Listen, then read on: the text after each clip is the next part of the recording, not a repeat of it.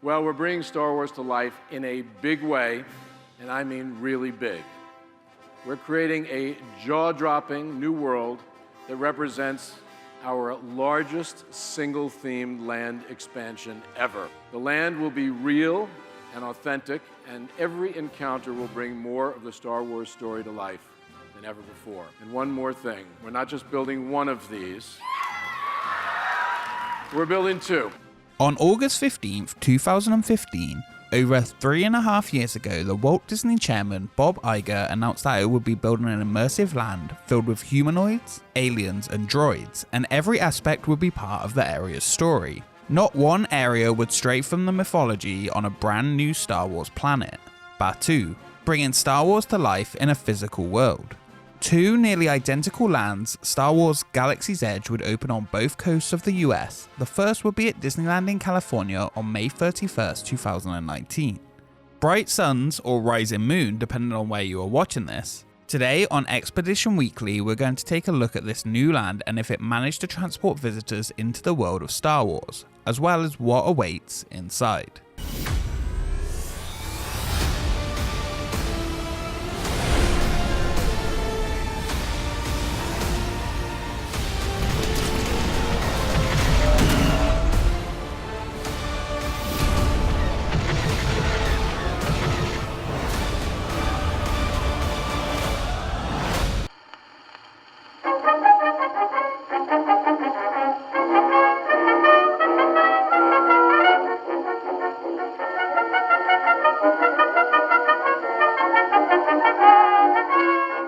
Construction began in both locations in April 2016, with both opening in 2019.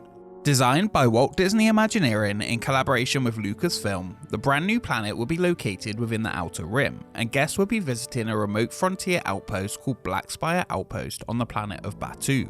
Instead of choosing to build a pre-known location from the movies, they wanted to build a brand new Star Wars story, where you could be the star. To make this brand new outpost as realistic as possible, the team drew inspiration from the real world, along with the concept art for the original Star Wars trilogy. They used virtual reality to make sure everywhere you looked had a purpose inside. Set between The Last Jedi and The Rise of Skywalker, both the First Order and the Resistance are featured within. At Disneyland, Galaxy's Edge is located to the north of Frontierland, where Big Thunder Ranch and backstage areas were located. Big Thunder Ranch and the Petting Zoo were the only guest areas to close for the new expansion. After a special dedication ceremony on May 30th, 2019, with George Lucas, Mark Hamill, Harrison Ford and Billy D. Williams in attendance, the first Galaxy's Edge opened to the public on May 31st. As I stand here tonight before all of you, knowing that we built something special, because I do, something unique and something very Star Wars in its scale, technical sophistication, and its artistry, and we are thrilled to finally share it with the world. To find out if it met the expectations of transporting you into Star Wars, we are going to take a look through the land and what is offered inside. Obviously, this is just my own opinion after spending over 10 hours within it during the opening weekend. And if you want to experience the land for yourself without knowing what awaits inside, I advise you not to watch this video. Black Spire Outpost used to be a vibrant trading port back in the pre-Lightspeed days. With the creation of hyperspace though, it has faded into the background and is a great spot for those who don't want to be found.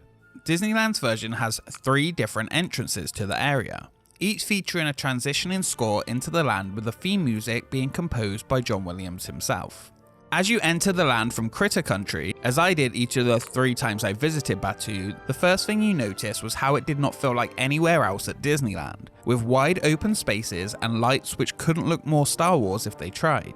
The whole entranceway here gave me a huge Pandora at Animal Kingdom vibes, with the plants all around and the score. This side of the land is the Resistance base, and what will be the Rise of the Resistance attraction. The attraction will not open until later in the year, but more on that later. A full-size X-Wing greets you at the Resistance mobile command post. Here you will find Chewie walking around interacting with guests and at times fixing the ship in the area.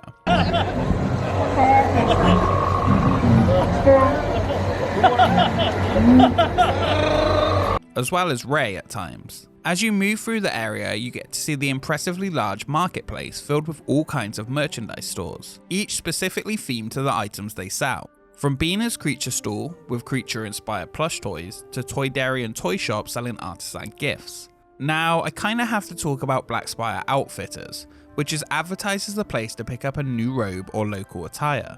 I spoke to the cast members within working there and was told that if you are over 14 you cannot wear the robes that they sell within the Disney parks, only the tunics, which seems kind of insane to me and one of the real negatives of the land.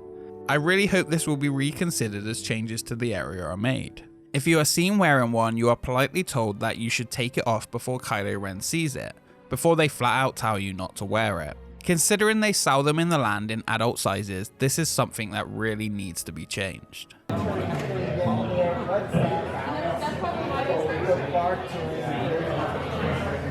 Doc Ondor's Den of Antiquities features a unique collection of rotating items from jewellery to rare kyber crystals and features an incredible animatronic inside. Further into the bazaar is Ronto's Roasters, where a hanging pod car racer is heating up different kinds of meat as a pitmaster droid turns it into a mechanical spit. The highlight for sale is definitely the Ronto wrap, or the morning breakfast version, which both have great reviews. The other dining location is Docking Bay 7 Food and Cargo. Housed in a working hangar bay, Chef Strono Cookie Tugs has docked a food freighter loaded with fresh supplies offering food with unusual flavours. This was perhaps the weakest part of the new land for me, very much reminding me of early day Satuli Canteen at Pandora. None of the options really stood out, so I went with the fried Endorian tip yip. It didn't feel particularly Star Wars and wasn't very good either. I also had a moof juice which basically tasted like pineapple juice. I expect this menu will evolve over time, as from what I saw it was not a huge hit. Now, let's talk about the blue and green milk. A drink so Star Wars that the green one tastes like you're drinking shampoo. Since A New Hope, fans have been questioning what blue milk would taste like. The answer, it seems, is a frozen, plant-based blend similar to coconut and rice milks. The green milk specifically is not good. Even the cast member warned us before that the blue was better. The blue milk was not bad if you can get past the odd texture. Let me say, these are not milks and do not taste like milk or feel like milk. I saw a lot of people throwing away half-drank cups of the green one, and while I finished the blue, I would not rush to get it again. The food and drink offerings out in the land left quite a lot to be desired for me. That would all be made up for though with Ogre's Cantina. I better get started. I always wanted to do this. Wait, which was it? Nope. Here we go. Hello folks, I'm DJ Rex. This may be your first time here, and it's mine too. Let's get to cruising altitude with a tribute to a song that swept the galaxy! Ogre's Cantina was my highlight of the whole land. The cantina, ran by alien Ogre Gara, was known for serving pilots, bounty hunters, and more. While gaining entrance to the cantina can be a trial by itself, once inside your 45-minute and 2-drink limit begin, offering multiple alcoholic drinks, all of which were great, and the thumping music of DJ Rex in his new job. Sitting in this cantina felt like you were 100% in the Star Wars movies. The only issue is getting into the place.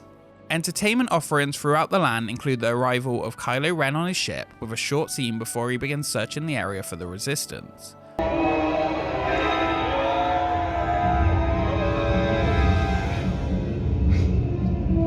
The spy was tracked here, a small outpost on a small planet. Watching him and the stormtroopers walk around the area and command people to come to him made the area feel much more alive. Within the Droid Depot, you can bring your own droid to life with hundreds of different options before activating your droid, and in Savvy's workshop you can construct your very own one-of-a-kind lightsaber, bringing it to life through the power of kyber crystals. While I did not experience this myself, it will be one of the first things I do when the Orlando area opens up this August. I just want to thank Offhand Disney and Park Views with Brad Hughes. I got to hold one of these lightsabers, and the premium quality and the experience of creating one makes the price tag worth it. To see the full experience, take a look at either of their videos. Lastly, situated behind a full-size Millennium Falcon sits the current only attraction in Black Spire Outpost, Smuggler's Run, putting you in the seats of the Millennium Falcon. The queue line is impressive as you enter the highly detailed spaceport and board inside the Millennium Falcon. The best transition onto a Disney ride ever created, and really feels like you're entering the cockpit as the doors open, giving a sense of awe to any Star Wars fan. The short pre-show breaks up the experience with the highly detailed Hondo Ohnaka explaining he has brokered a deal with Chewbacca to borrow the Falcon and heist some cargo. The waiting area inside is a detailed recreation of the ship, which at times can be interactive. As someone who likes to think of themselves as a natural space pilot should the chance ever arise, my first visit, obviously sat in the pilot seat with my co-pilot Brad, took the controls and effectively flew with ease. Back on the stick to fly out, and push forward to fly down. Weapons are online. Okay, maybe not. That was actually my first time on the attraction though, and it does have a little learning curve to get used to. Luckily, we had TPM vids in the engineer role and we didn't damage the Falcon too much. If you want to see a full walkthrough of the queue line and ride experience, head over to his channel in the description below. While the pilot seat is the most interactive, you are very close to the scene, and I felt the engineer role was a little more enjoyable to take in the whole experience. If you just want to mash the same button though, go for Gunner. Overall, the whole experience is incredible from the moment you step into the line. While not as visually interesting as perhaps Flight of Passage, this interactive experience offers something completely different. A combination of Star Tours, Mission Space, and Flight of Passage that may not be the best attraction ever created, but it is a lot of fun. Smuggler's Run though is not intended as the flagship attraction of the area, and as a supporting attraction to the upcoming Rise of the Resistance, it offers two completely unique experiences in one land. Time for you to go. Don't worry, the payment is on the way. Trust me. So overall, does Galaxy's Edge live up to the hype, expectations, and transport you into the world of Star Wars that Disney set out to do here? Ultimately, for me, yes. For fans of the series or even non-fans, I think Galaxy's Edge offers something for everyone that is an incredible achievement in theme park design, transporting you to a new place that while inside you feel completely immersed in. Once the second attraction opens for me, this will likely be the greatest theme park land ever created. Star Wars Galaxy's Edge is filled to the brim with Easter eggs from every single Star Wars movie and much more. The last time I felt this immersed in a new Star Wars land was playing Star Wars Galaxies. Nothing quite has the edge on being in a physical Star Wars land though. I enjoyed every minute I spent on Batuu, and while some of the minor issues I had can easily be fixed in the future, I can't wait to be transported back to Black Spire Outpost on August 29th for Walt Disney World. Let's just hope that opening goes as smooth. Thank you so much for watching this episode of Expedition Weekly. If you have any questions about visiting Galaxy's Edge, be sure to comment them down below or contact me on Instagram or Twitter. A special thank you to our patrons for supporting the channel.